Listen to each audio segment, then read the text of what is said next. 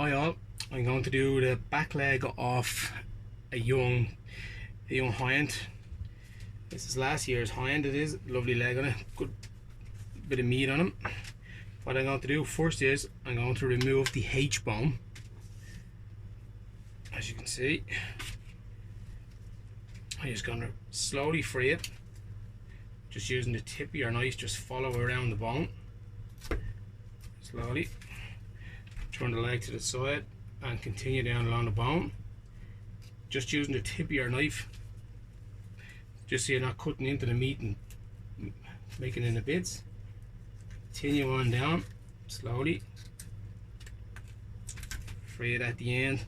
There's a ball and socket joint in there first, so you're going to have to free that by just using the tip of your knife, just stick it into it, turn it around and free the joint, and then continue on down, freeing the bone, pulling it away from you to the left as you're working your way down with the knife.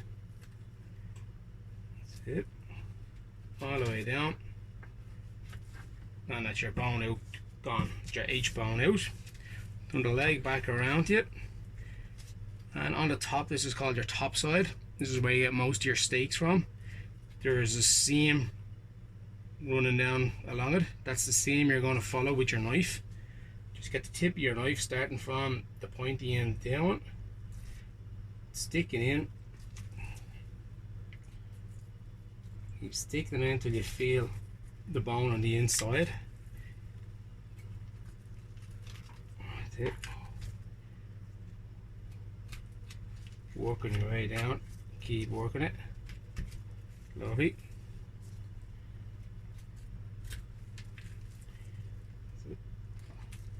Just using the tip of your knife, just keep going around the edge of that bone slowly, just freeing it, pulling it away with your left hand. All the way around, and that bone's free. And lift your leg up, and you're going to free this bone here. This is the shank, working your way down the bone. Also, just keep using the tip of your knife, taking your time.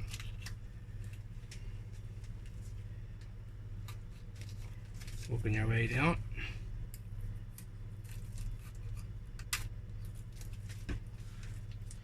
That's it.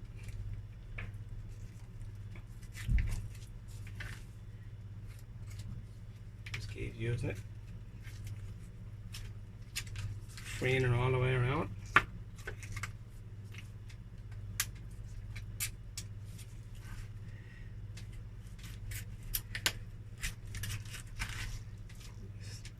Just split the joint there if you want to. You don't have to do that. You can just keep working your way down the bone. Just a habit of mine. Remove that bone.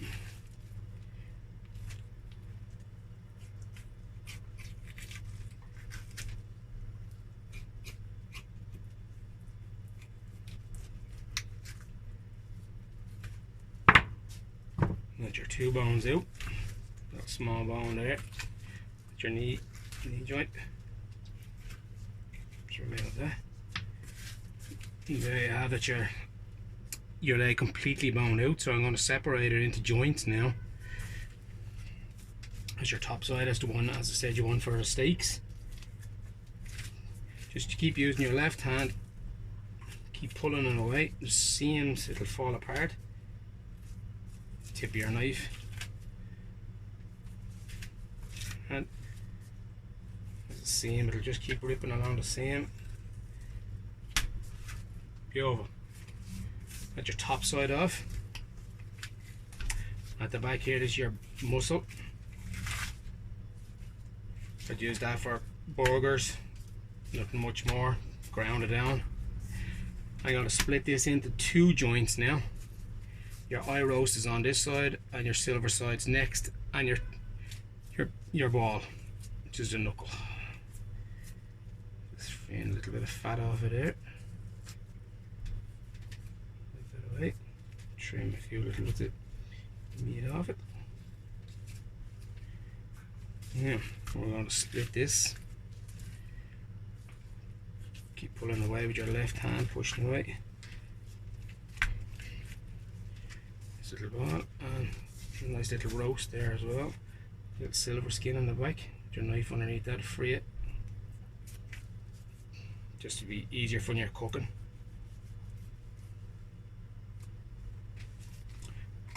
Straighten up a little bit.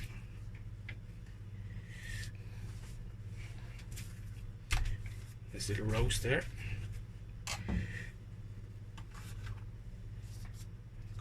Plastics if you have them. You don't have to if you don't. Just to keep it together, make it look more presentable when it's cooking.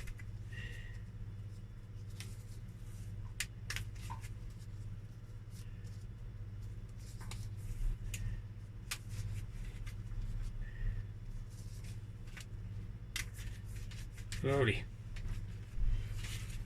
Just three. There's a little small joint there. Also, you can use that for roasting, or you can trim it up and cut it out for steaks. If it's a small yearling like it is, it'll be tender enough for steaks. So just take the heavy stuff off that.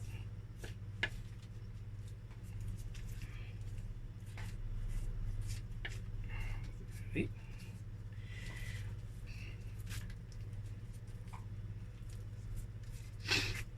There now.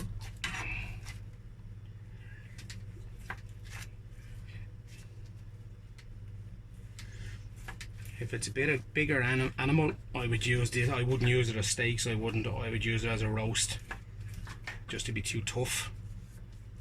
But since it's a small animal, it would be perfect. There you go, your roast. This is your top side, as I said. It'd be lovely for steaks. I'm just going to trim off the face of that. Keep that in for burgers trimmings.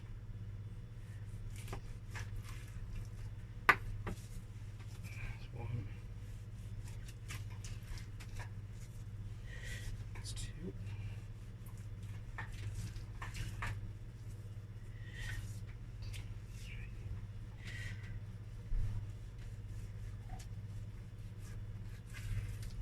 There for trimmings, also for mince. So I'll be using burgers. That's your leg done there. Lovely. Hope you get some information off that, lads.